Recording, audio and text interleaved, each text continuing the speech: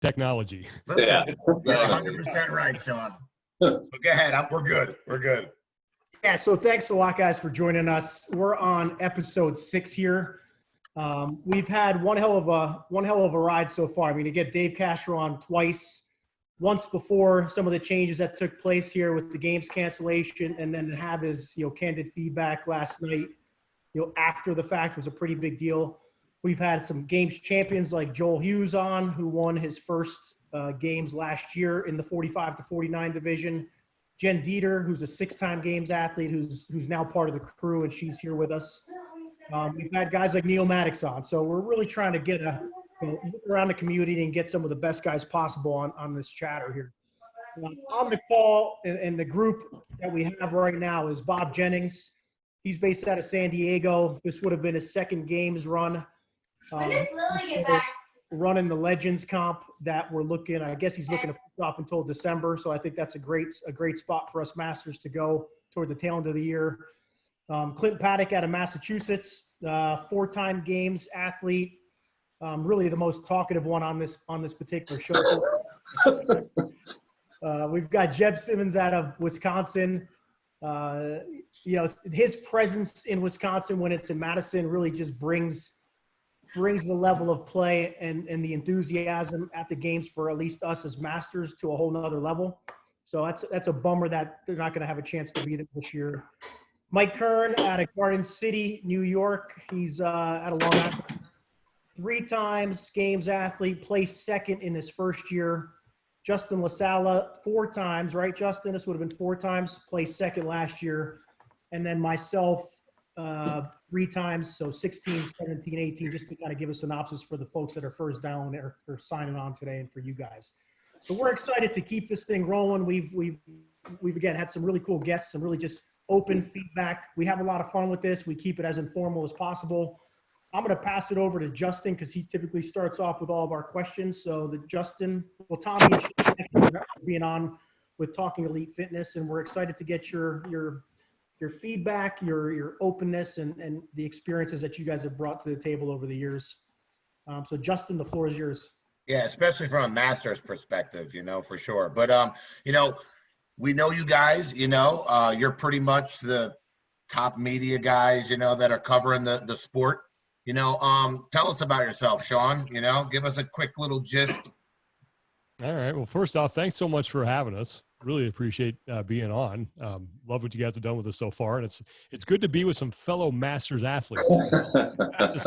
Just nice. I started my career in media in 1997. I got my first job as a sports anchor at a local sports anchor at a small station in Kalispell, Montana. And I worked there for about 1.5 years. And then in the summer of 98, I got a job in Tallahassee, Florida, and went down there and was a sports director at the ABC affiliate down there and worked there for a couple of years. Got to cover Florida State football, which was really cool. Actually covered the year that they beat Michael Vick and Virginia Tech in the Sugar Bowl for the national title. So I was there for that whole Peter Warwick, wasn't like I shot the president thing. I was actually in the room sitting about 2 feet away from him when he said it. Chris Winkie winning the Heisman Trophy. So that was a really cool experience. And then I got my next job in Jacksonville, Florida. That was in 2000. So moved over there and was the weekend sports anchor and reporter, and covered Jacksonville Jaguars, covered NASCAR. Actually, my first Daytona 500 was when Dale Earnhardt got killed. So I was there to cover that. That was crazy. Kind of quite an introduction to the sport. And then covered college basketball, PGA Tour with the Players Championship that was there. I worked there for about 9 years, and I was in Jacksonville when I found CrossFit. Found CrossFit in 2007. And then when the economy kind of tanked in 2008, I knew I had a target on my back because I'd been there for so long. So they didn't renew my contract when it was up. That was in 2009. So I got out of broadcasting, got into PR and marketing for a firm in Jacksonville. Worked there for about 1 year, and then I wanted to get back to California where I was from. And an opportunity arose to work for a similar company in my hometown of Sacramento. So I took it. I moved back home in 2010. And then was working, PR, marketing, doing that. And I was always thinking about, possibly getting back into media. And I was doing some freelance stuff for Comcast Sports Net Bay Area. I covered Stanford spring game when Andrew Luck was there. That was cool. I think like an A's game. a Stanford football game against UCLA. So I got a couple things that I did. And then in 2011, I went to the games as a fan. And I was sitting in the stands. It was right before the Killer Cage event. And I was sitting with my old college roommate, Brandon, with whom I reconnected because of CrossFit. That's a crazy story. And I saw all these ESPN mics and these cameras, and Rory and Miranda were on the floor with the microphones and stuff. I'm like, what the hell? Like, I got to get involved in this. This is like right up my alley. So I kind of sent off a random email to media@crossfit.com and told them who I was and my experience, and said, hey, if you guys ever need somebody, be happy to help. Didn't hear anything. And then February 2012 rolls around, went and got my level 1 at the University of Nevada, Reno. Because the gym I was going to, the guy who owned it said, hey, if you go get your level 1, you can, I'll pay for half of it and you can coach at the gym. I went, that sounds like a really good deal. So I'll do that. Pat Sherwood was one of the instructors. And I approached Pat at one of the breaks and just asked him, hey, how do I get involved? And to Pat's credit, he, gave me his email, and I thought he was kind of blowing me off, but gave me his email. He said, yeah, just send me your info and I'll forward it on. And he did. So fast forward to May of that year, and I got a call from Rory McKernan about helping out with regionals when they were going to go to the Central East Regional and use that as a warm-up for their ESPN broadcast of the games that year. And that's how I got involved. And then it kind of snowballed from there. Nice. Cool. Tommy? Yeah, slightly different path than Sean. My only real connection to sports broadcasting before working for CrossFit was the fact that I grew up in a collection of friends from the time we were young, and we're still really good friends to this day and see each other all the time, where we were all like sports nerds, like sports encyclopedic type, knowledge of sports and the teams that we loved. But I actually started out in mental health services as my original career profession. And I got out of school in 2008 as things were starting to take a downturn, and was already starting to think, maybe this wasn't the profession for me, but it was still something I wanted to give a try. My time as a mental health, I was basically a therapist. So I was what's called a rehab specialist. So an extension of therapy in the field. So I was seeing at-risk youth and low socioeconomic status clients in the field, which is a really tough job in my hometown. And my outlet for that as for my own therapeutic purposes became CrossFit, because I found it in 2008. My best friend, he lives directly across the highway from the ranch in Aromas, and his cousin started training with Dave and Dave's older brother Kenny because they went to high school together, and he lost 100 pounds and hit us up because we were fresh out of college. Was like, you got to try this. You guys will love it. And I fell in love with it right away. I went out to the ranch on I think a fall afternoon in 2008, and just got my ass handed to me by Castro and his brother, and was like, hooked from the get-go. But around 2010, I was getting tired of my job, and Castro's older brother proposed opening up an affiliate with him in my hometown of Salinas, California. So it was kind of like the shove to like make the jump for me. So I left my career in mental health services, decided to open up a CrossFit affiliate. I'd already gotten my level 1, and we started running that affiliate together for about a year, building our business there, training people. And for me, I was a big sports nerd, so following the sport was just a natural byproduct of that. In 2010, I went to the games in Carson and volunteered with Rogue's team on the equipment setup crew, and was just enthralled by everything. It was the first year in StubHub, and you could kind of see the foundation of what the sport was going to be. And in 2011, I got a call from Rory McKernan out of the blue. I had chopped it up with some HQ people at random events because, I trained out at the ranch, and anytime they had an event there, I would be out there helping out. And he asked me, he's like, hey, a lot of people have said, a lot about the sport, and you've had some really intelligent discussions with them. We need some help on the media team, specifically at regionals, like basically helping tell everybody on the media team what exactly CrossFit is, because we've hired all these camera guys and producers and stuff that have no idea what the methodology of the sport is. Can you be in Jacksonville, Florida in 2 days? And that was for the 2011 Dirty South Regional. And I talked to Kenny. I was like, hey man, can I do this? He's like, yeah, we'll get the classes covered. Don't worry about it. Obviously, Kenny being Dave's brother, he was like, if my brother's asking you to go help out on the media team, go help out on the media team. So I was on the road for 5 weeks, traveled to all the regionals, basically carried cameras and helped dictate what CrossFit was to a bunch of camera guys in cargo shorts. And after that, I guess all the camera guys gave me a good review in terms of like, hey, that guy was really helpful, helped me do my job. So HQ would ask me back every time they filmed an update show, and I just kept saying yes to things, whether it was and volunteering for things, whether it was helping set up the studio one day, like just basic labor, or maybe helping write a segment or idea and brainstorm for stuff. And eventually that involved to basically I did the same thing again in 2012. And in 2012, they offered me what was, I guess you would consider a production assistant job, which is a basic general kind of jack of all trades. You get coffee, set up, tear down, pitch stuff at meetings, and kind of did that in an expanded role for the next couple of years. And then in 2014, a producer by the name of Charlie Doobie, who is a good friend of Sean and I's, was like, hey man, you pitch all these ideas and all these stats and things like that, and you're writing a lot of the stuff for Pat and Rory and Miranda. He's like, why don't you present it yourself instead of writing it for someone else? And offered me a chance to go and do it on camera and step into that role, and that's what I've done ever since. Right on. So you guys have been with it from the start pretty much, so last year obviously the bomb just drops, but are you still surprised that there was no coverage for the master athletes? I mean, we had what that was last year was the third year at Madison, right?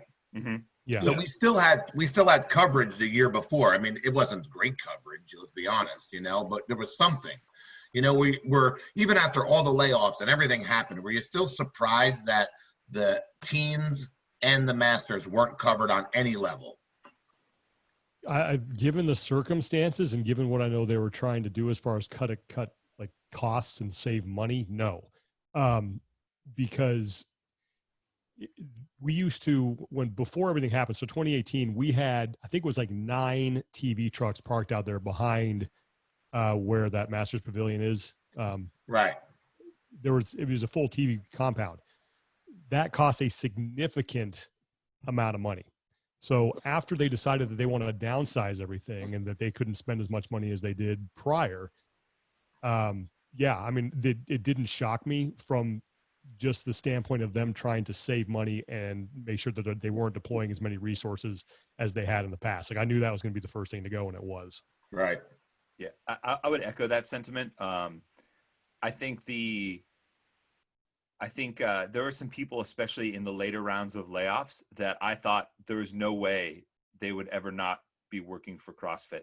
And that to me signaled a real shift in terms of where the company was headed and how they valued certain things like people and I guess like, the community style feel that always was prevalent in the company, and at least in presentation to the media and stuff like that. And that to me, that was such a huge shift. And now it was like, it doesn't matter who you are, we're trying to cut down costs and we're going in a different direction. And so nothing is off the table in terms of like making cuts and pushing things to the side.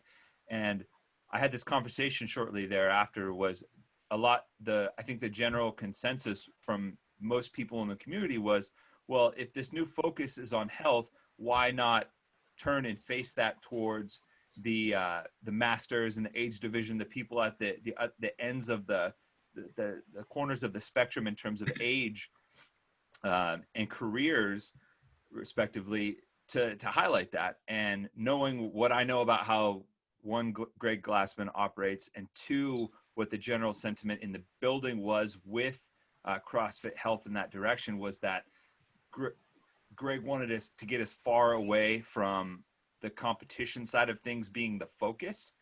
And he would much rather, he was more in the mind of, for the master's age athletes and for the health system, I want to disassociate from the game side of things. I want to the blur that would happen between the games and CrossFit, what we called core CrossFit, was too much for him, and he wanted to just completely push away from that and do a 180 until he felt comfortable in terms of bridging that gap again.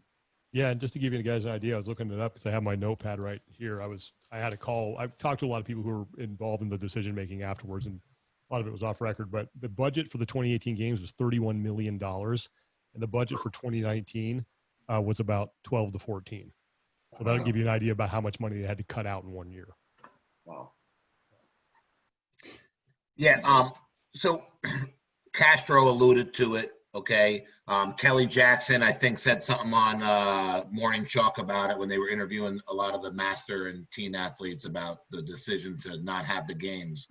We don't have enough star power, really, to really get people to, come see the older age groups. Like even from a media standpoint, and we get it, all right. We're just trying to figure out how do we change that. Like how do we get a large part of the community, masters and teenagers, to come out, check us out, like learn about some of the athletes and go from there. I think one thing that I would love if they did, but it's just going to cost them more money, is that if they went back to having you guys on separate days. So when they had, I think it was Tuesday, Wednesday, Thursday, or Wednesday, Thursday, Friday, when you guys were Tuesday, Wednesday, Thursday. You had the spotlight all to yourselves. I think that's a great way to do it, so that you make a week-long sort of fitness festival in Madison, and you can start with you guys. And that way you don't need to deploy separate assets for individuals and age groups, because when you have them simultaneously, you need twice as many cameras and twice as many trucks and twice as many production people. If you can do it on a separate day, Tuesday, Wednesday, Thursday, use it as sort of a ramp up to the individuals and the teams on the weekends. I think that'd be one step towards putting the spotlight back on you guys. And again, from a cost standpoint, I don't think it's that much greater, just because you don't have to bring in all that extra equipment. You just have to pay people for a couple more days. So I think that'd be the first place to start. As far as star power goes, I think stuff like Rogue is doing with the Legends divisions and things like that. Because let's face it, there are a lot of people who got into this sport who don't know who Josh Everett is, or Tanya Wagner, or Katie Henniger, or you name any of those people from 2007 to 2010. They don't know who any of those athletes are. Right. I think to kind of embrace the history a little bit and put on more events like that would help as well. But I do think the biggest thing to get the Masters the due that I think that they deserve is just put them on a separate day. Put them beforehand so that people who are there have something to watch. Because let's face it, if there's an individual event that's starting in 10 minutes and the Masters are, going on the Masters Pavilion, the people who are there just to watch competition are probably all going to flock to the individual competition. But if you put it on a separate day and you give them something to watch, and you put it in the Alliant Energy Center, like inside the stadium, then I think you have something. Yeah. You get the same production level that you would have in other areas.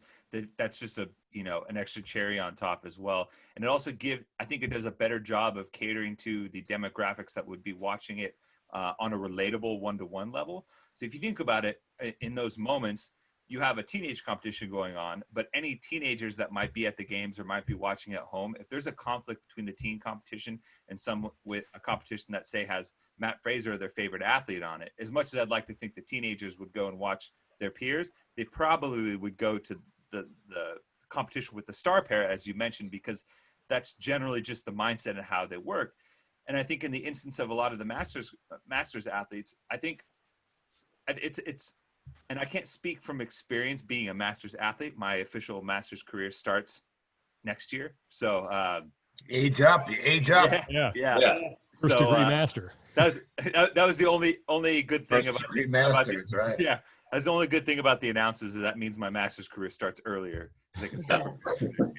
But if you think about it, like if you have it during the week or during the weekend, a lot of times the Masters aged athletes have more established careers. They have families. They have all these other things on their plate. So managing flipping back and forth between multiple screens, multiple media outlets, all these different things. It's the more focused you can be with the media content and providing it for those people, the easier I think it's going to be to draw attention, right? If people know, I know exactly what's happening on this, and that's the only division I got to worry about, and I can manage my kids, I can manage my job that day, I can manage the chores, whatever it may be, then it's going to be a lot easier. And I think one of the difficulties in that, and you kind of brought it up a second ago, Justin, about the star power. Sean and I talked about this on our podcast and off camera the other day, is one of the unfortunate things about sports as a fan perspective is that the thing that ultimately matters most, that draws money, attention, fandom, everything that moves the needle, is what I refer to as absolute greatness. So greatness that extends beyond what a demographic might be, or a gender, or an age group might be. And unfortunately, in our sport, age group divisions are what fall under the category of relative greatness, right? You are the best relative to this category, this demographic, where you've put some framework behind it.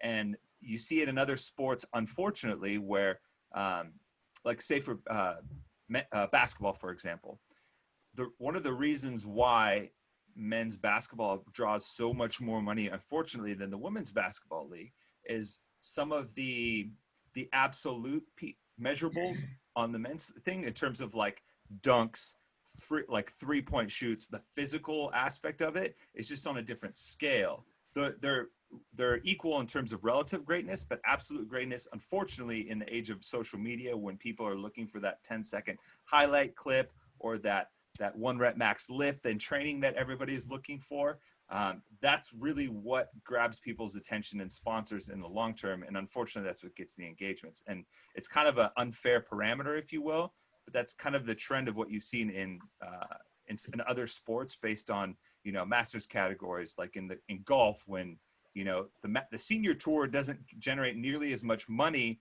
as the main PGA tour, just because the star power, and people want to see the absolute lowest golf score period. And that's coming from, the main league. And it's unfortunate, but that's kind of the status quo of sports right now. Yeah. There was something Dave brought up yesterday. We follow the leaderboard. I mean, we're kids too, I mean, really, but, so, we see how it all shakes out. And, we all have that person in the gym that finishes early, and you're kind of like, what? You're done already? Yeah. So we see those on the leaderboard, and we were kind of throwing out some ideas for changes out there. One of the things that kind of stinks is, we get the top 200, and we get a clean slate, which, whether you like that or not, it is what it is, kind of. But we kind of distinguish that, maybe there's a group of like 50 people who don't even do the master qualifier because they're like, oh, I'm not going to make it to the games, So the idea was, Castro said, like, maybe it'd be better to make it 50 or 100,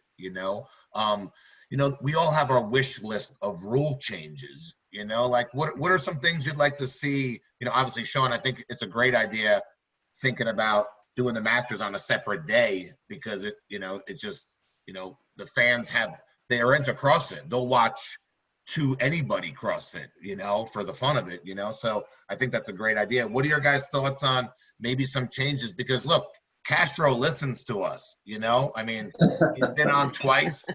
I just got off the phone with him. We talked, like we wrote 2 workouts. So, I mean, what do you guys think about it all? I do like the paring it down to 50. I think that would be good, because I think you are right. I mean, I think there are people who get in, they're like, oh my God, I made it to the qualifier. And then, some more complex movement comes in, like a handstand push-up, and they're like, I'm out, or they can't squat, but they really can't squat below parallel, one of those. Right.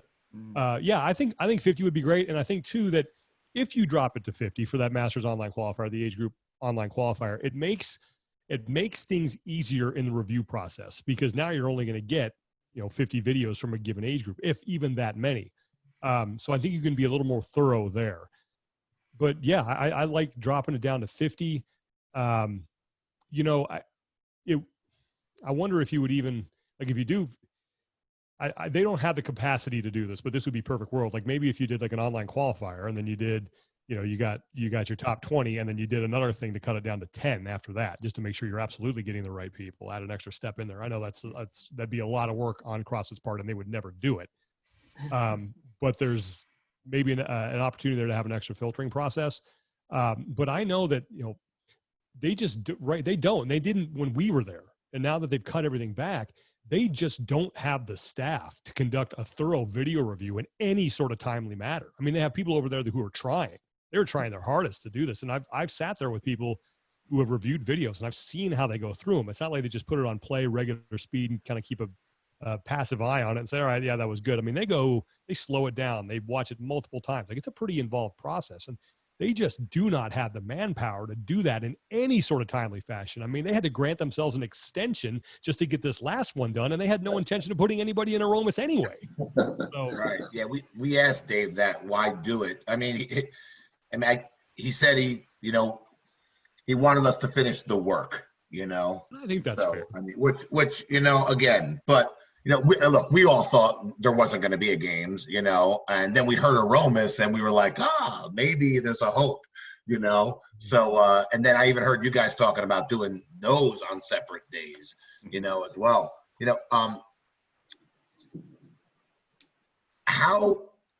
you guys do the open? Do you do the workouts? Oh yeah. Yeah.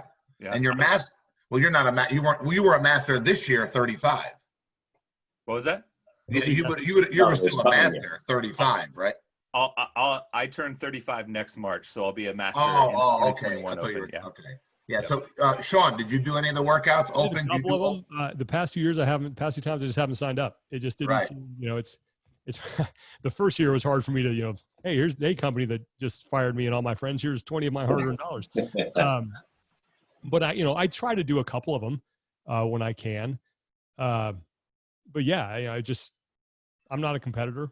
So, I work out in my garage. So it's like, I'll do them. I like to mess around with them because they're usually really good tests. For sure. I still do them all. I was in the same boat as Sean last year. I'm a big fan of voting with my dollars. So, and my vote couldn't support that based on the way they treated people at the previous year. But coming into 2020, and just having some talks, there's still a lot of people at HQ that are good friends of ours and people that we value very much so. And knowing the difficulty that they've gone through, not just with the whole survivor's guilt type situation, but then, like Sean said, they're just undermanned right now and having to deal with that. Knowing that kind of stress coming into 2020 Open, I was starting to think, okay, I think I can sign up for the Open this year. I'm going to do the workouts anyways. I have my frenemies and all my people that I compete with, on the side, placing side bets and doing all that fun stuff for the Open. And then, writing for the Morning Chalk Up, that they had a team and they were encouraging everyone to sign up and have a little inter squad competition there. So I ended up doing it this year, and with the people that are still there that I value in mind. But I mean, clearly there's still a lot of people that are still in the boat of, I don't feel comfortable signing up. And I'll be honest, I signed up like Monday morning of the first weekend. So it was like, I did the workout. It was awful. And it's like, you know what? All right, I'm going to sign up last minute. Yeah. We were actually all surprised that the review was better this year. Now, I don't know if that's because they didn't have level ones out there and maybe they weren't as understaffed as normal kind of. I mean, this year they actually handed out penalties and kind of put like an offenders list. What did you call it yesterday, Bob? The naughty list. The naughty list. Okay. All right. Like a little naughty list. All right. It's from our standpoint, that was like a really cool, super huge thing. But for you guys, so has this going to Talking Elite Fitness been a good thing? Like when you look back on it, or is it kind of like what the fuck? We should be back there doing, what we were doing before. I mean, again, we don't know what goes on, but to me, it seemed like the sport was growing, like it looked like you were going to be adding jobs, not taking them away. And listen, Greg is who he is, and he got us here to begin with, quite frankly. So, like, what are your thoughts on that?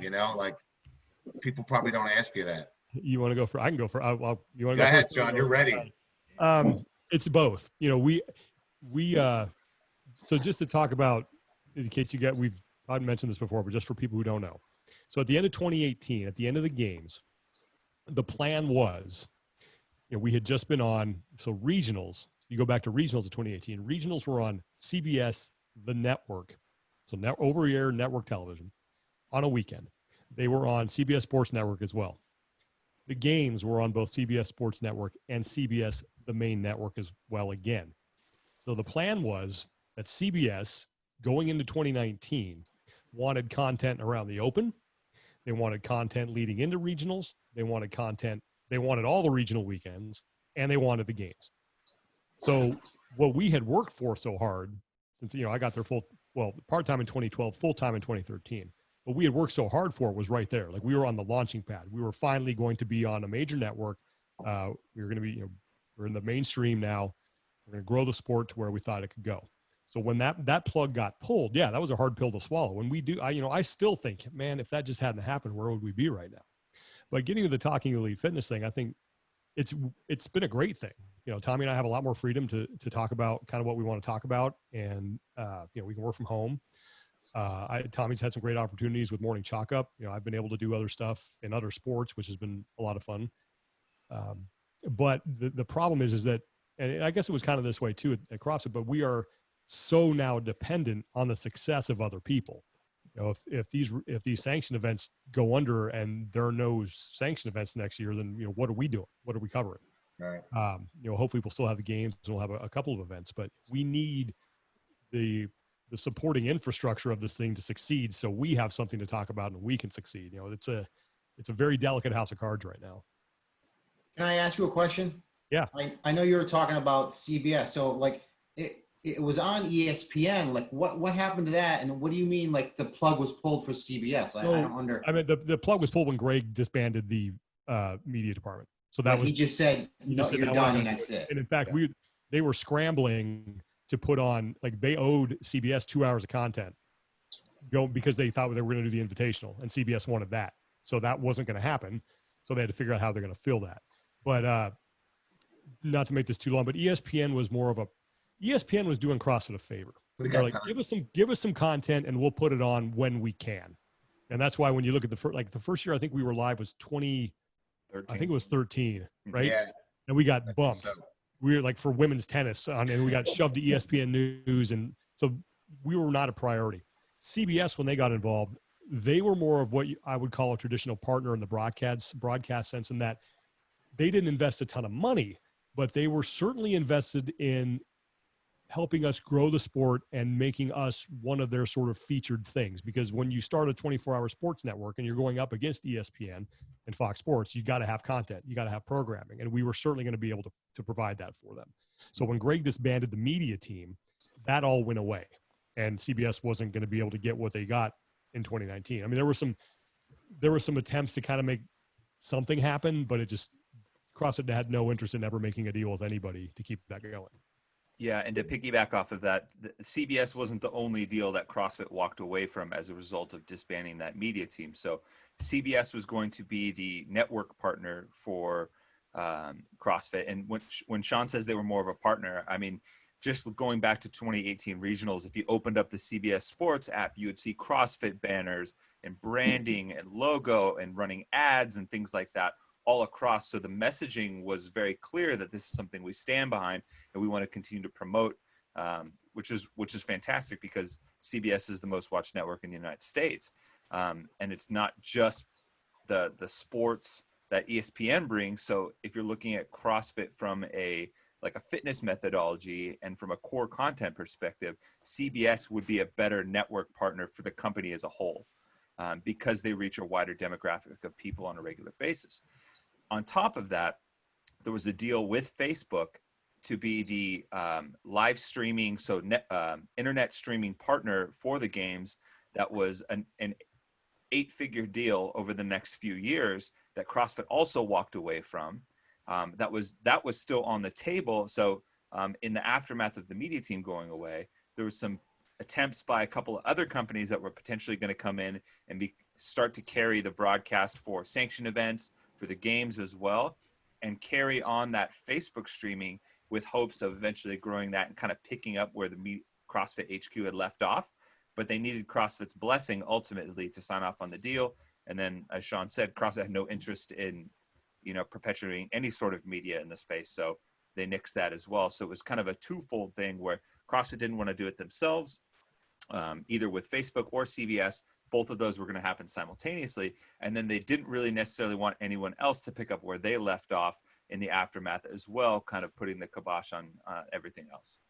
So, I mean, we hear this, right? And I'm sure everyone's having the same reaction that I am, which is like, that's fucking crazy. Right? Yeah. This is, the sport is right on the precipice of greatness, and the rug gets pulled out from underneath. And is it really just because Greg wanted to focus on health instead of the sport? And I'll speak for myself. Yeah. I don't want to put words in anyone else's mouth. Yes. In my professional opinion, the analogy that I've consistently used is that we were all playing this big CrossFit sandbox, right? And there was two kids building sandcastles. There was the core content, like the affiliates, the methodology, health and longevity sandcastle. And there was the sports side of things, the game sandcastle. And Dave and Justin were given, the reins to control the sport, while Greg and a few of his inner circle were focusing more on the core content stuff. And then all of a sudden one day, Greg looked over and the game sandcastle was this big, shiny, beautiful thing. And he looked at his sandcastle and was like, man, I don't have something that's equal or as good as that to show for it right now. And instead of, hey, let's use that to build my own sandcastle up, I decided to knock it all down. So we're back to square one and I can start building myself, with the gloves off. And that's what I've always felt like it was. Because Greg has never been terribly enamored with the sport, and that's fair. He started CrossFit. He didn't, his goal with CrossFit was to change health and fitness, not necessarily to focus on the tip of the spear. And that's totally fair. But where I think that things fell short is he has never really valued the games and the sports side of things for being a kind of a lead blocker for the methodology in terms of exposing it to other people and opening the door for other people to learn about CrossFit. And then, you get the secondary and tertiary, signups from people. Like it's not always like, hey, I saw the games on TV and I'm going to go do it.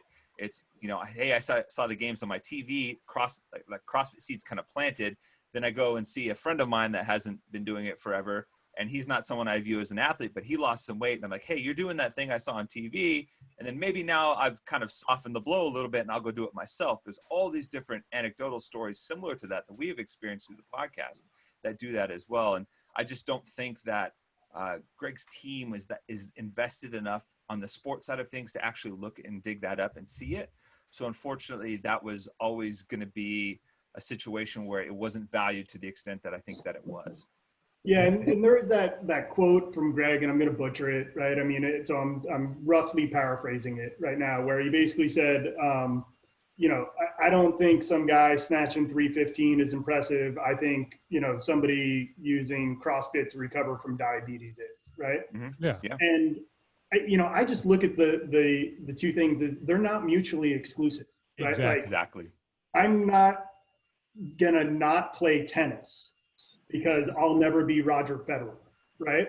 Like, that's just fucking stupid, right? Like, I'm going to go out and play tennis because, Roger Federer plays and it's aspirational, right? But, I'm with you guys, man. Like, clearly couldn't see the forest for the trees. Yeah, and his argument a lot too. And I think there's a little something to this, is that people, the only thing if they saw on TV was the CrossFit Games. There's no way they're going to a gym. They're like, that's way too crazy for me. Fine. I've talked to gym owners who have said that they have spent a lot more time defending CrossFit than actually, getting people in who don't have a negative perception of it already. So I'm willing to grant that. But at the same time, if you're going to switch, so there's two problems. first of all, I agree with the health methodology or the health message. I think we all agree with that. We both do. Yeah. I Everyone. mean, 100%. Like that message, especially now with what we're going through, needs to get out there. The two problems I have is, first, how is that being communicated outside of the CrossFit bubble? Because really, all CrossFit does is talk to people who are already in the bubble for the most part. I mean, they don't do any exterior advertising, and in whether or would like it or not, the games were the only thing that they had that got out of that bubble and people might see. The second thing is that you say you want to focus on, elderly and obese and people who need to get off the couch and off the carbs. That's all well and good too. I think that's you should absolutely aspire to get those people into your gym. But if you are focusing solely on that demographic, how much is that actually going to impact someone who's running a gym? How many people like that are actually walking into the gym doors? Like, is that juice worth the squeeze? Whereas if you go back to what you were when you had a barfing clown as your mascot and you had the games were on TV, I'm guessing you got a lot more people in the doors of your gym than you did by showing someone deadlifting jugs in the living room. Yeah. There is a time and a place for that, and that's fine. There's people who need that. But from an affiliate standpoint, I'm thinking I'm getting maybe 1-2 people tops like that into my gym out of everybody I have. So, I think they're focusing. It's like it's focus on the juice is not worth the squeeze. It's like you can put all these resources into doing this, but how is that really helping people run a business? Yeah, a lot of us are affiliate owners, or I'm like an investor basically in an affiliate. I don't really run it on a day-to-day basis, but when I look at what our competition is, it's not, it's like the Fit 45s and the Orange Theories and the 9 rounds, and like those are the people that are taking potential customers away from the affiliates, right? It's not getting people off the couch. Like people have to be motivated to step into a gym to begin with. And to your point, right? Like, where the juice isn't worth the squeeze, like trying to get those people that have been lifelong couch sitters off the couch and in, it's too much of a struggle as a business operator, right? Yeah. There is a time and a place for that messaging. And I think it's great that they give affiliates like resources to say, if someone like this does come in, here are some movements you can do with them to help them. Like, I think that's fantastic. But, how are these people who are on the couch and on the carbs and overweight and have never been active in their lives and full of chronic disease, how are they even getting this message? They're not going to CrossFit.com. They don't even know that exists. Like, how are you talking to these people? And that's a question that I have asked repeatedly, and I have never gotten an answer. Yeah. There's just no, again, it's not, I have no problem with the message. It's just how it's being delivered. Yeah. It's effective by, like Sean said, to kind of echo what he was saying. There's a time and place there, but only focusing on those and negating the other pieces is like only watering one portion of your garden, right? And it doesn't matter if those patch of flowers continues to grow. If everything else is dying, you're in a pretty bad situation. You're a pretty bad gardener to begin with. And I think you guys might be able to speak to this as affiliate owners, is I think some of the blowback on the games in terms of the image from the CrossFit, for CrossFit, I think some of that has been conflated with the natural pushback with the rise of CrossFit as a methodology in general. And I think anytime you have something that generally breaks the trend of the status quo on a pop culture level, you're going to get pushback from people being like, no, that's fringe. That's a trend. It's whatever. And I think at the same time, affiliates and the games were going at the same time. So I think there was a lot of pushback just on CrossFit in general because it was seen as anti-establishment, that got confused as, oh, they're being anti because of the games too. But in reality, they were just kind of parallel to one another. Mm-hmm. And I think now especially that's more poignant because you're seeing CrossFit pop up as more of a pop culture phenomenon in the news, in jokes on The Simpsons, on all these other things that reference it as like, okay, CrossFit's not necessarily this fringe thing anymore. It's pretty widely accepted, so much so that you have things like F45 and 9 rounds that are effectively spin-offs and like watered down versions of it, trying to take a piece of the pie back now. But unfortunately, the thing that got you to the point that helped create those copycats in the first place, which is your media division, your branding, your marketing, is all gone now. That's almost like an offensive weapon against those types of programs when F45 isn't putting anybody on CBS F45 doesn't have their fitness methodology commercials like Constance, the 100-year-old person, on, primetime cable networks anymore. And when that's gone, it's like there's blood in the water for all those sharks to circle. Yeah. Deb, what were you gonna Just to give say? you guys, just to give you guys an idea, so I own a gym, 30 minutes away from Madison, and when the games came to Madison, it was still fairly, we were open for, at that point, 5 or 6 years, and it was still fairly new in the Midwest. I mean, not in the Midwest, but in our area, right? Mm-hmm. The games came in 2017, and a month later, I had over 45 people signed up for my intro class at my gym. And they didn't come in saying they wanted to go to the games. They came in saying either they went and watched some, or they were up in Madison and they saw people walking around and they were all in shape, because you guys know the entire city up there, it turns into CrossFit Village, right? And so I had all these people come in because it interested them, and they wanted to see what it was about, and they weren't scared of it. And it was like, we were blown away by that, obviously. And then even in 2018, I believe we had like 20 something people the following month after the games had been there, so it definitely helped my gym, and get people interested in CrossFit. And so, yeah, I think it's a huge thing for the affiliates for sure. Yeah, I think we've also seen, at least in the New York area, the tri-state area, and I don't know if it's going across the country, but not that CrossFit owners are unaffiliating, but they're changing their branding. Like even Jeff, you're NorthFit, you've got Justin with Garden State Athletics, and there's several gyms just in the little area that I'm in here where they've shifted the mentality from, yes, it's still CrossFit methodology like we're talking about here, but we're not going to market it that way anymore. Mm-hmm. And I do think that's a direct impact to kind of the less access to information on CrossFit, the bad rap that it got from people getting hurt and the injuries, and you're always defending it more than anything. What is your take on that, gentlemen, on kind of the change from it doesn't necessarily have to be branded CrossFit for you to get people in the door. It's almost you don't want to do that anymore. You can be affiliated, but you're not going to market it that way. Yeah. Go ahead, Tommy. Okay. I think there's a fine line, and I actually am all for gyms. I think the beauty of the affiliate system is, and I think everybody forgets this, is when you license to be a CrossFit affiliate, you have the option to use the CrossFit branding. It's never you have to use it. This is something that you can use at your disposal. The libertarian nature of the company and how Greg operates is that, like, use it to your best benefit. And so if that means you offer a CrossFit class, but you have a broader array of other things, great. Now, Greg probably would personally on a one-to-one wouldn't necessarily like that, because I think he would like to have his thing be front and center. But the reality is, for a lot of people, the affiliate fee is still very manageable at $3,000 a year.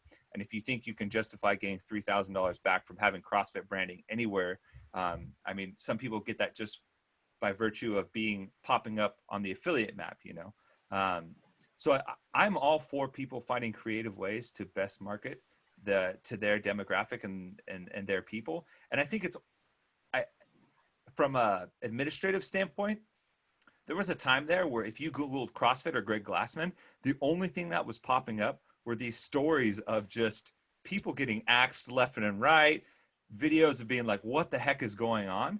And that's all associative branding too for these affiliates. So, it's one thing to have CrossFit in your name, but if all of the press and the media around the person that's guiding the ship per se is, volatility and uncertainty, then, naturally people are going to want to pull back. And I get that completely. And you got to do what's best to make sure that A, you're still in business, and B, you're still able to provide that benefit of what the methodology brings. It's like, it doesn't matter how loud you shout if there's nobody in the room.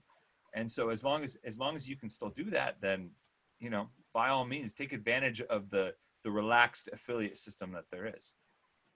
Yeah, I've talked to a couple of affiliate owners, and I think that before all the changes happened. There was never like a strategy or like a mission statement or anything like that from CrossFit. But I think affiliates kind of got what it was all about, given everything that was the media that was being put out. And, someone could come in and say, well, what is it you guys do? And you could probably go online and say, well, this is it. It's like, we have the games and but this isn't what everyone does, but this is kind of what it's like. And we're affiliated with that. And that's pretty neat. And, for your affiliate fee, you got on TV, that was your advertising. Your brand was on national television. So I think people kind of felt that there was some sort of direction. And then once everything changed, I've had the conversations I've had with the affiliate owners, pretty high profile ones, is like, I don't know what I'm getting for this money. I don't know how they're helping me grow my business. I've already built a pretty good clientele that's been with me for a while. So how is this, like, if I take the name out, it's not like these people are going to leave. They know what they're getting every time they walk into my door. So I think for affiliates that have been around a while, they're starting to take a serious look at that, just to be like, what am I associated with when I put that name on my gym? Now, if you're new, I can see why the name would matter. You need to get some sort of recognition out there. But if you've already built your clientele, you already have people coming in the gym and they know exactly what they're going to get when they get there, whether you call it CrossFit or not, they don't care. They go because they love the coaching, they love the community, and they get a great workout when they're there. But I'm really interested to see, like, how many people start pulling the plug on the affiliation fee just because they don't understand what they're a part of anymore. Yeah, it's funny. We've all kind of joked around that our $3,000 basically allows us to not have our open scores video validated, and like right. that, right? Mm-hmm. Yeah, I mean, it's funny, but like, and it's kind of true. If you get 2 people a year because they want to go to a gym where they can get their scores validated, that's your $3,000 fee right there. Yeah. It's kind of like, but the ironic thing is that it justifies the value of competition for an affiliate, right? Yeah. Which technically is against what Greg is rallying against in the first place. But yeah. Have we seen an uptick in affiliates over the last 2 years, or I don't follow that closely. It seems like it's been pretty flat. If anything, in this area, there's consolidation taking place. So if I'm Greg, I'm starting to be a little bit concerned about, this is my recurring revenue as a business model. I'm getting $3,000 from 15,000 affiliates. If that number stays flat, then I'm not growing. Mm-hmm. And if I'm losing now because of whatever's taking place internally, how does that help his business model? Yeah. So that's kind of the way I think financial. They reached their peak of affiliation. I think about 2014, 2015 was really where it, hit his zenith, and then it kind of leveled off from there. And now I think it probably is. I don't know this for a fact. I would not be surprised if it was declining. And I think especially with what's going on right now with the coronavirus, I've talked to affiliate owners who are like, I don't even know if I'm going to be able to reopen. Mm-hmm. But this is going to wreak some havoc on a lot of people. Then the question becomes, okay, well, how do you grow that again? Yeah. Mm-hmm. I have some of the numbers. I've compiled some of the stats for that, for just some articles and stuff like that. But Sean was right. Like the in terms of growth, 2014, 2015 was the peak. It was still growing. I think it leveled off in the United States. Outside of the United States, but United States stayed basically flat. And in around that time when it was hitting that peak is when they broke the 15,000. I think 2018 is when they broke 15,000, and it had consistently stayed north of the 15,000 mark, but hovering around in that area. And just recently, it actually dipped back below 15,000 affiliates worldwide. So they're back down into the 14,000 affiliate range. They're actually trending downwards in terms of, affiliates, and looking like that will continue to trend down. And that's not good for the business. On top of that, certifications and seminars are down. And I mean, now with coronavirus and the COVID pandemic, they're all gone outside of the handful of online ones that they've adapted. But by my estimation and doing some of the math based on the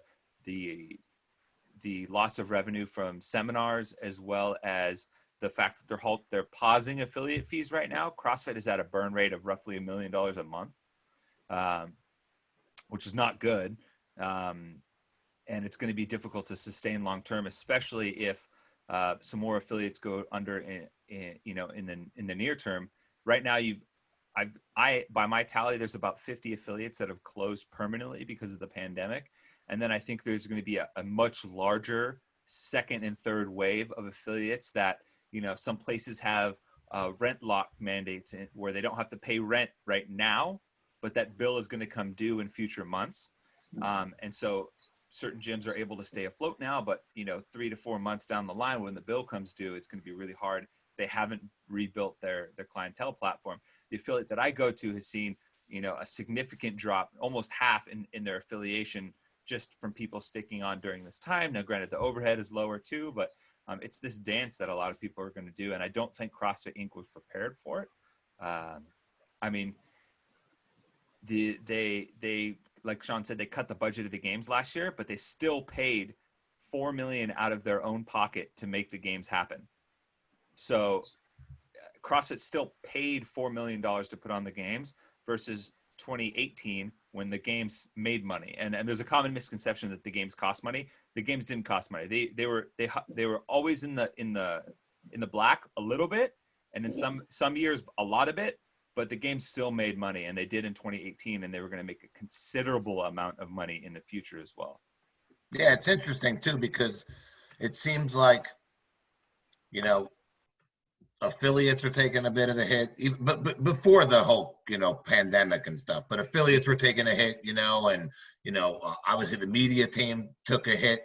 One group that you guys talk to, the athletes, from a money standpoint with all of the sanctionals, because a lot of these sanctionals now kind of got hip to, hey, let's put a lot of money. No one has the Dubai money, obviously, but, Wadapalooza's paying like top 10, top 15 or what. I don't know I don't know the statistics behind that, but are the athletes actually benefiting financially, or is it just a small percentage of those guys that are making money, unless like you go to Dubai and win the last workout, and I do think the athletes are benefiting. I still think it's a select group that are receiving that benefit, but I think it's extended down more. Kind of taking a look at some of the contracts that these athletes have, it's assuming that they worked appearance fees and things like that into their sponsorship contracts with brands. The opportunity to go out and compete presents opportunities to reap those competition bonuses and appearance fees from these events, as well as do work firsthand if that brand is on site for an event like Wadapalooza. So I do think there is still some benefit there, and the money available not just from the main events but from the online qualifiers too. You're still looking at roughly 20 to 30 athletes on both sides for men and women that are truly really reaping the benefit. But I do think the water has risen for them a little bit. The case in point, like a great example of that is Pat Vellner, right? Coming off a year where he podiumed, he gets cut at the games, but his prize money from a handful of the sanctionals basically covers that.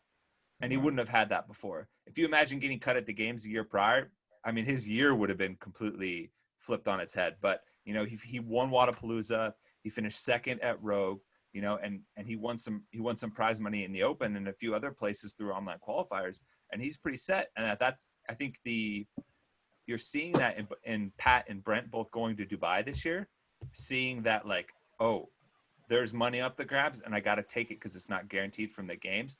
So maybe even if they're not getting paid more, there's a few safety nets in place through the sanctioned events that allows them to still kind of hit that amount that'll allow them to pursue this professionally and still be okay. Right. Jen, Mike, you got anything? Not much really. It's just been interesting, the perspective on it all. So yeah, I didn't know exactly. I didn't know any of this stuff, Yeah. I didn't know you had contract deals, and quite frankly, I should be on TV by now. This show should be huge. This isn't live. You're gonna be in a Wizard of Oz as one of the Munchkins, or what? I do really like the idea of the games going back to Masters being on different days, because I was in Carson a few years when we did it that way, and it was so much nicer because like even my kids came one year and they could tolerate a couple days of like watching me in CrossFit, and then they were a lot younger than too, but they were overwhelmed with everything of the big athletes. So from an athlete perspective, it was really nice because then we also got to participate in some of the fanfare and the experience of the games compared to when it was all in the same day, or like the one year they gave us a day off, which was really weird in the middle of the whole thing too. It was like, well, I guess they couldn't figure out what to do with us that day. So they're just going to have us sit around. Okay. You know, so I do like the different days thing. I'd love for it to go back to that. And logistically, it makes a lot of sense because for a lot of people, like all that staff has taken the week off anyways. Everybody's there the weekend prior. Things are getting set up. We're doing test runs anyways from the media side. All the judges and everybody are there anyways. So why not put that to good use and give the Masters athletes their own platform? It's a small thing, but one of the things that I loved about that, and it's funny, my first time ever being on camera for CrossFit was technically 2012 games when the Masters were in the parking lot at Carson. But seeing the Masters athletes actually get the opportunity to spend the rest of the weekend sporting the hardware that they earned, that is a huge identifier in terms of people getting to recognize, and that kind of combats that star power piece a little bit, if you will. Yeah. Where it's like, I may not know what division is, but I know you just got a medal, and that's an instant kind of like qualifier in that regard. And I think that's hugely beneficial for athletes. Some CrossFit cred.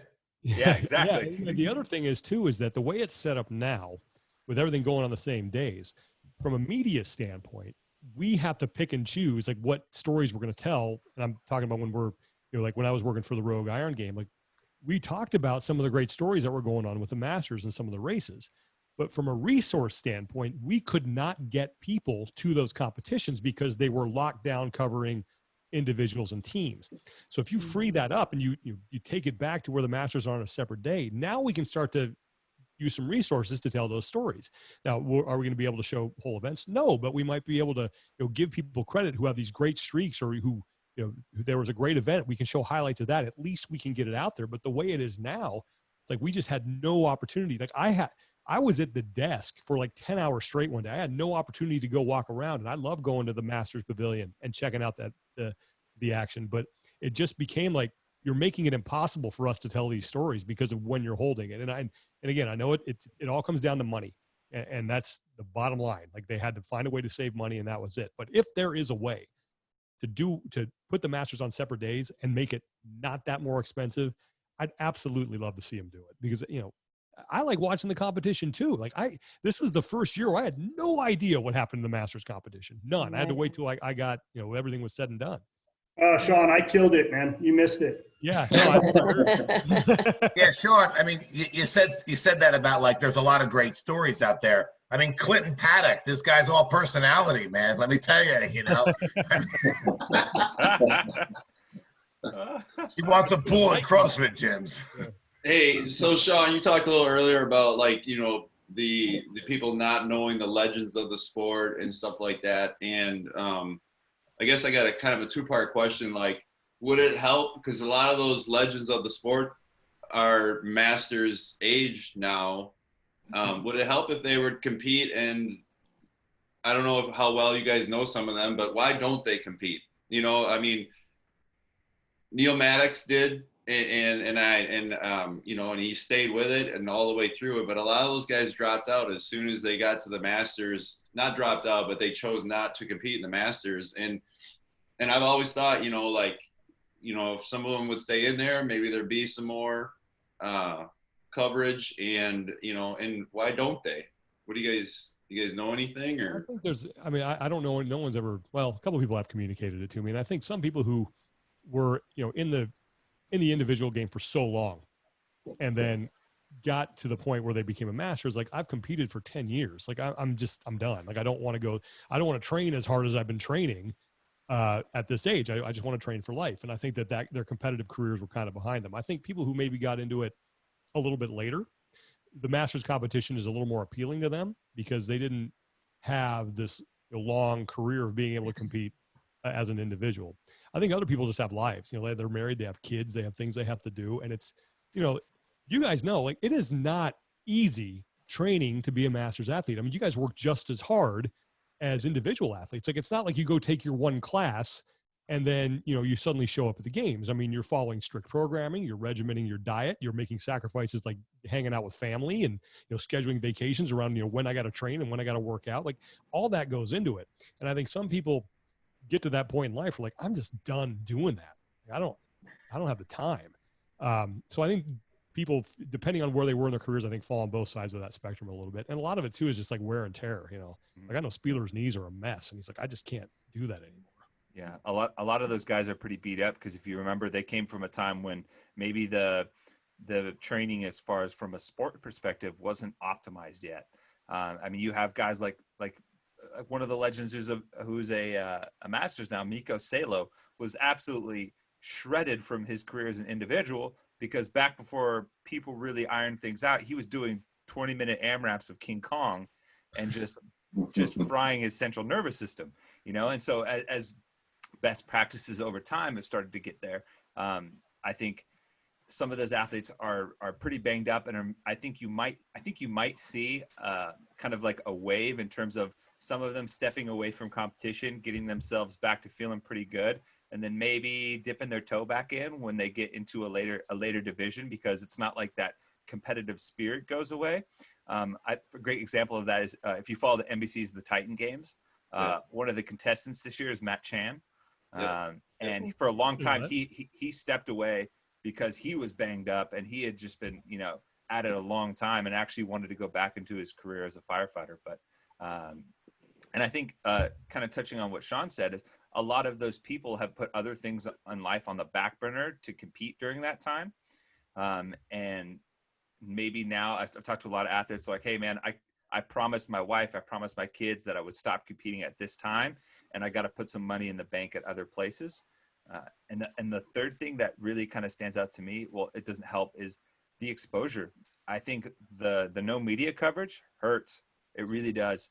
And I think it's twofold for this generation of athletes that's just moving into the Masters category, because now CrossFit Games, I guess the modern CrossFit Games, what I consider 2010 on, is now moving into its second decade. So athletes who were in their prime during that first decade are now moving into being Masters athletes.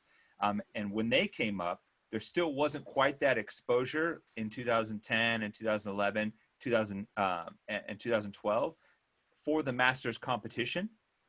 And so now that even in the later years, 2016, 2017, when it started to get more live stream coverage, better graphics, all of those things, they were already in the back end of their career. And by the time they had transitioned, they come to the Masters competition and now there's no coverage. So it's kind of like this two strikes against them already. They're like, okay, well, I don't feel that great. I need to recover a little bit. And there's no exposure. So if I'm trying to maintain sponsors and things like that, it's really difficult for me. So there's not a ton of incentive for them, for people that have competing that long to continue that pursuit. Yeah. Sorry, Jeff. No, I just got a quick story about, you know, when Sean talked about people not knowing people. I remember 2018 standing in line with Neil Maddox, 2017, and he forgot his ID in the game's check-in, right? And he turns to me and he goes, "Oh shit, I forgot my ID." And I'm like, "You're Neil fucking Maddox. Like, who's not going to know who you are, right?" And he ended up having Tracy, his wife, go run, or someone ran and got his ID and he got it back to him. But we got up to the table at the same time. And the girl running the table looks at him and goes, "Can I get your name?" And I looked, and it was great because someone was working the table in my division from the area, and they're like, "Oh, hey, Jeb, how's it going?" So they knew me, nobody. And here's Neil standing next to me, and that person had no clue who he was. And it was just like, I don't know, it was a funny story. But it is true. Like, a lot of those guys from back in the day, and, you know, the best part is Neil's face would be plastered all over Rogue and everywhere, and people, you know, don't know those guys, and it's mind blowing to me, I guess, in ways. So he's the original bad boy of CrossFit when he bleached his hair and had the X dyed in there, and everybody's like, "Whoa, who's this edgy guy coming in?" Yep, for sure. Mike, I didn't really have it. I mean, I appreciate the behind the scenes and all the insight you guys give. I always loved watching all the content. I'm a big content nerd. Tommy, I love stats. I'm a big stats guy. So I always loved your like inside the numbers and the reports back in the day, like when you guys did cover the age group and the previews, you're always tuning in, being like, "Well, he mentioned me. Well, there's one, whatever." It was always like a little like perk to see your name on the screen, and then if you were mentioned, it was like, you know, it felt like you got a little extra street cred. Granted, you gave a little too much air to Ramirez, but don't hold it you guys against have us. any follow-up with him yet? Do we have follow-up interviews with him? I haven't heard anything from that guy. Mike brought this up to Castro last night, and I didn't even know anything about it. But he brought up the point that, you know, with obviously it looks like it's just going to be the individuals, and it looks like it's going to be a really small group, like maybe 20, you know. And he brought up the point that, you know, Froning's never been there, and he made it into the top 20. You know, can you see that happening? Is there any word on the street? Or I mean, he's got a family now. So, I'd be shocked. I would be shocked if that happened. I think Rich me too. has nothing left to prove. I don't think he even wants to give anybody any sort of, you know, hope that he's coming back and start that whole thing. I think that if he had to take a year off of the team competition, he would, and just gives them more time to train to come back and do what they do in 2021. Yeah, right. I think the ultimate. So, if the team, when my professional opinion is that it's only a matter of time before the team competition gets the boot as well for this year. And I think if they're going to do some sort of additional online qualifier to filter the field down coming into Aromas, I think there's a high likelihood that they'll re-extend invites to those team athletes that declined it through the Open, because obviously they declined under the assumption that there would be a team competition to actually compete at. And Sean and I are big pro wrestling fans, so we have this like romanticized visual of like the 19 guys are lined up in Aromas, you know, and it's like, where's the 20th? And like the roll up doors pop open and Rich Froning like kicks through a sheet of glass and just Royal Rumble. Exactly. Royal Rumble. Exactly. But unfortunately, Rich put a tweet out or replied to a tweet not too long ago, basically saying that he doesn't have anything left to prove. And having spent some time out in Cookeville and spent time with Rich and training at the barn and everything like that, like he still loves to train. I think that's a piece of who he is, and he's always going to do that. And the team competition allows him to do that. But there's an aspect of his family life that he is unwilling to sacrifice for that. And that is directly at odds with what it would take for him to compete as an individual if he was really going to go after that top spot. And I just, it's as much as it pains me to say that, I just don't see him accepting, because it would, and I think Rich also has respect for the people that do this full time, you know, like that are putting in the hours that dictate you being an individual athlete. And he's very fortunate that he's like roll out of bed for fit, you know, and can just like step into anything and still crush it. But I think he has respect for the people that are actually putting in the time, and maybe thinks it would be, you know, taking away from those people. Yeah, I mean, I could talk CrossFit all day, obviously, you know, and the sport, but I mean, do you guys even see like how are they going to do this? You know, like, I mean, is there like, it's not that great. I'm in Jersey, you know, so I mean, it's like a shit show here, you know, for sure, you know. Yeah. So without the coronavirus, you know, Bob's in California, but you know, obviously it was a difference. You know, I think the closest one to Aromas is Neil that close, right? Yeah, Jason Kalipas. Well, he's not Yeah. Well, right. You know, so Neil's like 40 minutes away. So, I mean, how do you see them doing this? Is it a postponement? I mean, I'm a big proponent of them punting this thing into September, because I think at that point you can give the sanctioned events that had to either cancel or postpone a second shot of maybe getting their event in. You give things more time to settle out, and then maybe you can do a little more than you thought you're going to be able to do. And there's something to be said for, you have the games in September. You're going to stream them so people can watch it. You build some momentum and you carry that right into October when the Open starts. Right. And so there's not this big lull. So I don't know if they're going to, but I think it would be the smart thing to do to punt it into September, because you're also going to have, by that point, the NFL will have started. They might have some exhibition games. College football may be doing something. So you might have a little bit of a better picture as far as like what is possible to hold an event. But I do think you think back to 2016 when they brought 80 people there for a day, and it was pretty crowded at the ranch. I mean, it's not the main warehouse there isn't too big. So that was pretty crowded, but the surrounding area, they got a lot of space, and CrossFit HQ is basically a 20-minute drive up the street. So if you had to, you could kind of shuttle athletes in and out. So you never had more than 20 people there at a time.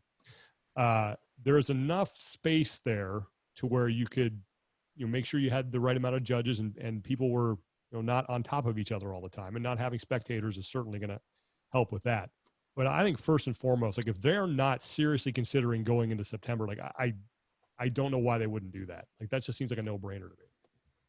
Yeah, and Good. and I think there's a couple ways that they can finagle it. So Castro's the Castro family ranch extends back into the hills. That's where the run was going, and they have had in the past years, in 2009, 2008, when they held it there, they had access to the neighboring properties because their family's been on that property forever. They know the people there. They can make use of that space.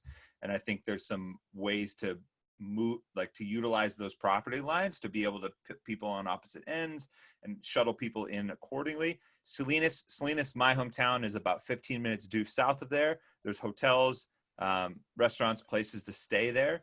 There's another town about 5 minutes up the road called Prudendale that you could, even if you just wanted to rent like space for people to stay for the day.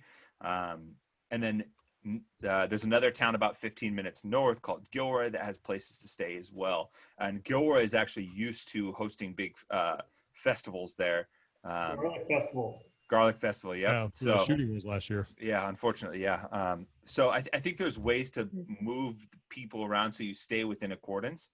And for what it's worth, if they have it at Aromas and they don't let media in, my best friend lives directly across the highway.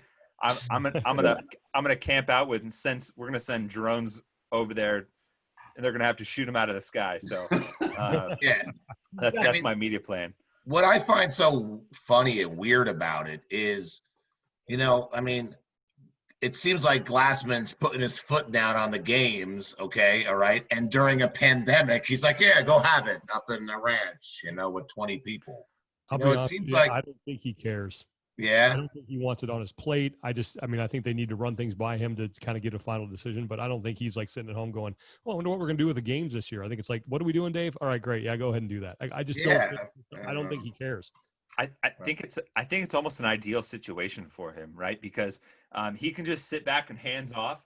And if the games try to go on and it's this like Titanic just disaster, then he's like, great, I don't care about it anyways.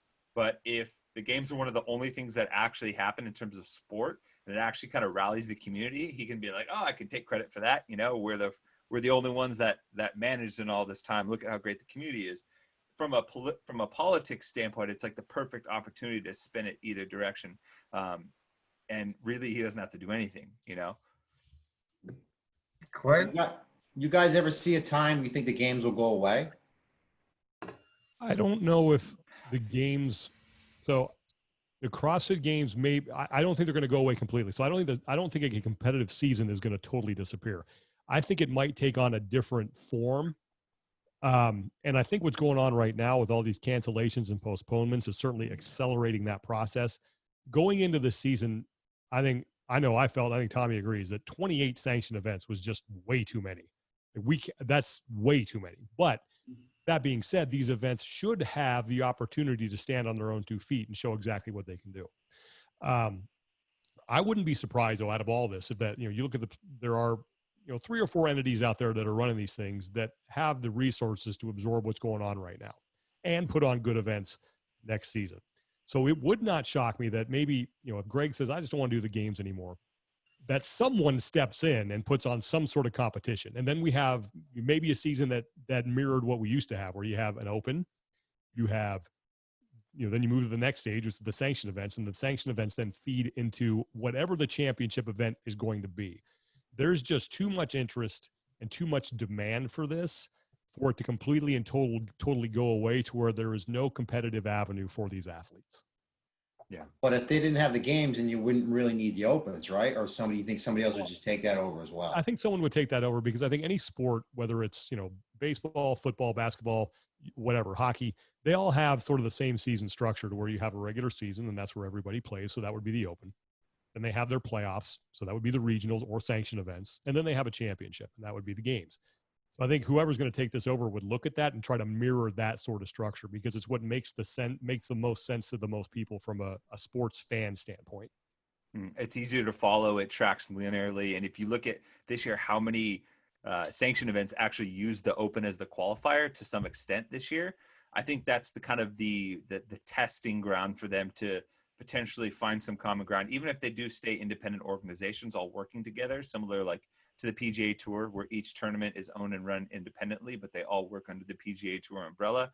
Same with a lot of the ATP tennis tours, where you have athletes on multiple continents and countries all over the world moving around quite a bit.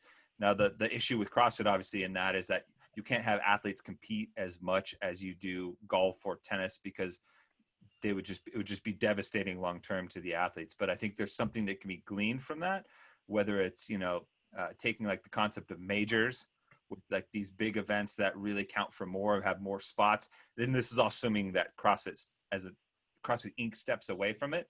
You still have the championship, you still have all the sanction events with a few majors that maybe qualify more people with some sort of open style format. And with that number of sanctionals being pared down, I think that would make a little bit more sense. And I think honestly that opens up the opportunity because I think in particular events like Wadapalooza, and unfortunately it hasn't happened, the West Coast Classic, which I was really looking forward to. I think there's going to be I don't want to say cookie cutter, but there's going to be a best practice scenario where people are going to look at and think about, not just from a community standpoint, but from a financial standpoint. It makes sense to have these additional divisions, right? Because it pulls in more fans, pulls in a bigger community. So there's more opportunities for masters athletes, for teenage athletes to compete as well. Once you start to kind of weed out the smaller events or the events that can't stand on their own 2 feet, that weren't going to ever have those anyways. Because I think long-term for like Wadapalooza is a great example, right? They started as a community-oriented event and they have more divisions on tap than anyone. And they're by far the biggest and brightest event, at least from an optics standpoint. And I think taking that model and paring it down, whether it's, you just do masters or you just do teens and stuff like that, as you'll see other events start to maybe follow suit once they kind of get their feet underneath them in terms of like, all right, we're a sanctioned event. We can actually put on an event and we're not going to go under in a year or two, which that would be my hope if CrossFit stepped away from it. You guys do the workout at all I sent you? Not yet. I jacked up my shoulder last week and I was like, all right, I did something really bad to it, but it's feeling good now. So yeah, I'm going to have to give it a go. We kind of talked about it yesterday. There were no burpees in it. So obviously I don't have a barbell. So if I did that, I'd have to go to Sean's house and he's the only barbell access and pull it and I guess static pull-up bar that I got. I have one hung on the door behind me, but trying to do toes to bar would be very difficult on it.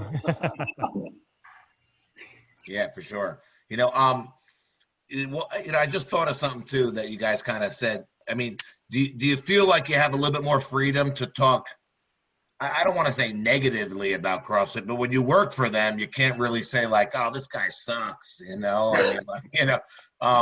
do you feel like, you kind of like you're out of the cage in the sense where you can kind of talk about, A little bit. I mean, there's still some of that left just because of, people we're associated with who are still, everyone's trying to play nice. And so, I think the muzzle's off a little bit, but I am still sort of, if something controversial happens, I still really, before I like fire off my mouth and think about, hey, we really need to talk about this, I usually kind of step back and say, all right, let me let this simmer for a day before I react the way that I really want to, and then try to be a little more diplomatic. But Yeah, like I mean, for example, a couple years ago when that whole thing happened where everybody was pulling pecs with the dips, and all that stuff, we were told you cannot talk about that. Like no one mentioned that at all. Whereas now we can debate that a little bit. We have a Right. little more freedom. So that kind of stuff I think is fair game. Yeah, I would generally agree with that. I think I might be a little bit more loose, I guess, in that regard. I don't know if you could tell one of us has a tie-dye shirt and the other one has earth tones on. So I might be a little bit more like looser, less conservative in that regard, but I think that's where we balance each other out. We're all still, like Sean said, and this is a huge aspect of it, we're all still very dependent on just this entire ship staying afloat. And so we have more freedom to be critical when it's, there's a chance to, and we should be critical. But I think we have to be very careful, especially because we were laid off by CrossFit, that we don't seem as these like vindictive, like, jilted lover type situation, because really nobody benefits from that. Not just us, but like the community. And if we're very fortunate to have a voice, and a voice that people actually give a damn about. So it would be a misuse of people's trust to just be like rallying against them and stuff like that. And but we do feel like there is some leeway for us now to actually, take a more objective approach. All right. Well, I don't got nothing else, guys. I mean, I love what you guys do. I mean, I know Mike obviously loves what you guys do. Waiting for his name to be called. Listen, I wanted my name to be called. I wanted to see it up there on the leaderboard with the update show. I mean, you guys, you should take credit to the fact that you were a huge part of that too. Like people would wait to see the update show and, and see if you saw your name or if you made it to the games and if they said anything about you. Hey, Justin, going along those lines, like, you guys have any thoughts on, like, if they, like, we would like to be recognized for making it to the games this year. Mm-hmm. Like, it's a big deal. Obviously, usually we get our gear and we get all that. I take my nameplate home, hang it on the wall. You guys got any thoughts on that? Like, do you think they would, or they should, or it's not that big of a deal? Well, I think they should, but I don't know how they're going to do it. They have no media, arm anymore. And I think that was the cool thing about, what Justin was saying about the update show, is that it's hard to be a fan now, because there's no one central place that you can go for quick information and to know exactly what's going on with the season. Tommy and I are obviously trying to fill that void, but we can't show video highlights. Like we just don't have the capabilities that we had. Mm-hmm. But yeah, I mean, I think that they should do something. I mean, whether it's a post that's a social media post of like, hey, here's the top 10, the open like out of the qualifiers, and this person won. And yeah, there should, like, you put in the work, there should be something. But again, like, it just all right now, it just all comes down to money. Like that's the main thing. It's just a dollars and cents. That's it. It's like, I don't think they're intentionally trying to like thumb their nose at people or be disrespectful. It just comes down to dollars. Okay. Yeah. And I don't want to throw some of our friends over at Reebok under the bus, but if I were Reebok, I would have printed those jerseys yesterday. The minute I found out that it was getting announced, I would have printed those jerseys. For the most part, a lot of the design work for the games jersey is done, for the colorways and things like that, understanding the planning process, and they'll have the capability to maybe print it. I think it would do a great service to you guys to at least recognize that, because the games jersey goes a long way. And the name placard and things like that, because it's weird. It's like, it's one of those things where it's easy to say like, oh, you shouldn't need validation for your efforts because it defeats the purpose. But like, we're humans in general, we're sentimental beings, right? We carry, that's what separates us from a lot of other things. So I think to ignore that would be a shame. I could tell you personally that I'm working on an article to hopefully highlight some of the cool stuff that happened in the online qualifier to try and do that. But I think the media portion is only a part of that. And I think you guys deserve something to commemorate what happened, because, this has been such a wacky year. It's been such a wacky 2 years. It's like, not only do those jerseys commemorate your actions, but they serve as an anchor to remember what things were like back then. So you can have some sort of, I don't know, kind of mental checkpoint to kind of move forward and keep going on. So I hope something's in the works for that. I think it would be really cool to at least send out like a pair of a jersey and a jersey shirt and a pair of shorts with the game's numbers and stuff printed. Would be And that really little coin, that little Yes, coin The thing. coin. Right. See, the coin, that's where I was going to go, Jen. You stole it from me. You I stole had to it. say something on the I episode. know. I mean, you stole it. that But the coin. coin, that was great. Those things are. All I want to know is, do I have to go buy a pair of Nano 10s? Ooh, Yeah. That's a good, My fucking 10s, bro. I could tell you, man. I don't know. I won't say anything about the design because I think design is subjective for people. You know, like I love I was a kid in the 90s, so like 90s Reebok styling is like what I grew up on. And those shoes, the 10s fit that for me. I love them. I was a basketball player and it has a slightly higher profile around the ankle. So it hugs the ankle a little bit more. I have You said you were a kid in the 90s? Oh my Yeah. God. Yeah. I know. So was I. I was too. Yeah. Ah. In 2020, so it's like Yeah. But I think it would be cool to do that. Those coins, those coins are worth more than a barrel of oil right now because every year people are just like trying to get their hands on those coins. and I like think you said, you guys like aren't asking for anything out of the or you're not asking for anything out of the ordinary. Just something. Right. Give us a jersey, and that's Yeah. I don't see why that's out of the question. And like Tommy said, I mean, I would assume Reebok has already allocated the money that they were going to spend on X, Y, and Z. But, maybe that relationship isn't so sweet anymore, like Clint kind of brought up last night. Maybe it's just kind of like, all right, well, SOL. Yeah. Who knows? It's tough because, and Sean and I have spoken to many people, on the high ups of CrossFit and, other companies involved. And it's just, CrossFit has not been the best partner to a lot of brands, I mean, some of that is that old CrossFit mentality of just like, it's our inner circle. And then everybody else, you're either with us or against us type mentality, which can be from a larger brand perspective isn't necessarily great. But yeah, I don't know. It's I do think it's telling that during if you look at the shoe, the Nano 9, which came out the year all the changes happened, is the first year that they went away from the Delta and back to the Reebok Vector. So, well, didn't they still have the word CrossFit on them?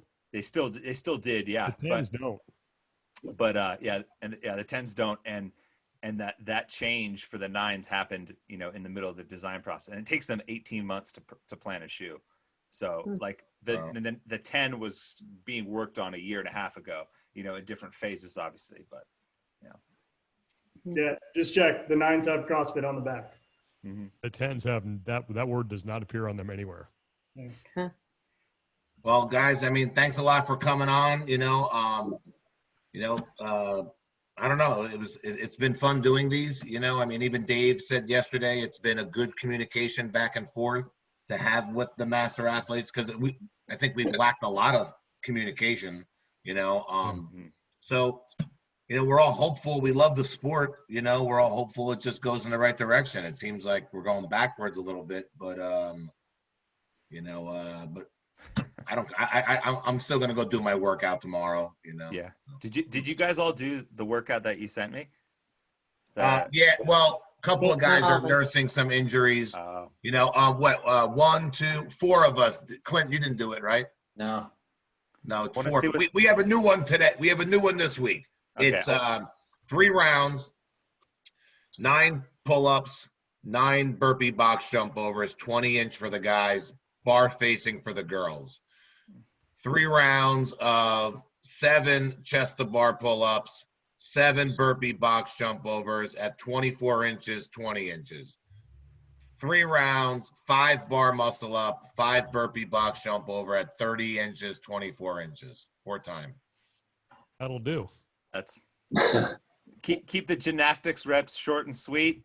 Yeah. For the big shakers. Yeah. Yeah, that's I want to see you do that in your room on that Oh bar. my God. I'm gonna end up on a CrossFit YouTube fail video of like large Mexican man. You can be on those videos, crazy things we've seen this week. Yeah, well, for the wrong reasons. But Well, right. Hey, real fast, Sean, when you were in Jacksonville, you went to Crucible CrossFit, I did. right? I did. Yeah, that's where I am. Oh, with that's a great, Lance. yeah. Yeah. I love that gym. I know they've moved, or at least they've taken over the whole building, or they just moved. Yeah, down the they've street. moved into a bigger building in the same spot. Lance Yeah. still owns it. Yeah. Yeah. He said to went say there, hi. but, oh, I love Lance, man. It was dirt cheap when I went there, and it was like full of cops. So it was like the safest place in all of Yeah. Jacksonville. I go work out. It hasn't changed much. It's still Like great. 4 cop cars like parked out back. I'm like, this is gonna be great. Like nothing's gonna happen. Here. It was a lot of fun. Good stuff. Well, stop by if you're back in Oh, Jacksonville. I'd love to. Yeah, absolutely. Very good. Well, right on, guys. Who do we got next week? Anna? Yeah, we got Anna next week. Anna Tobias next week. Oh, So, yeah. All right. we're trucking along. Are you guys? Are we still recording, or is it still hot? Yeah. We can stop it. No, I was gonna tell you something off camera, but that's it. Yeah, no, let's stop it. We Stop want to recording. know. We want to know anything we can. No, I was gonna tell you about the